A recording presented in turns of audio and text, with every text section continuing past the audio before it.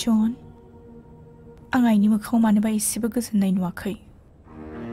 गोबां बाथ्रा दं आयशा बेफोरखौ नों उनाव मिन्थिजोबगोन आयशा आं मानोबा गावखौनो दाय मावनाय बादि मोनगासिनो दं आयशा बिदि मानो बुङो जन आयशा नों मा नायनानै आं बादि सेंग्राखौ बोजबनानै लाखो आरो मा साननानै रोनखौ नेवसिगारलांखो नाथाय बेयो सैथोदि रोना आंनिख्रुइ हाजार गुन साबसिन बेफोरखौ दा बुंबाय दाथासै जन गोसोआव दुखु मोनो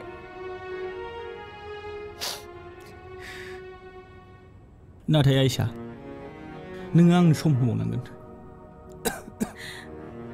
नंगौ आं नोंनि खाफालाव सिन्दुर थुदों नाथाय आं बेखौ नोंनि साननायखौ जाफुंहोनो थाखायसो खालामदों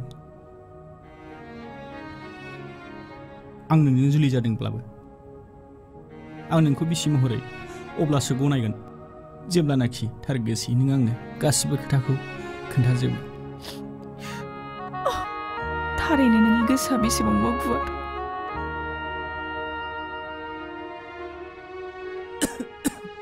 आयशा नों उन्दुदो आं गाहायाव उन्दुनोसै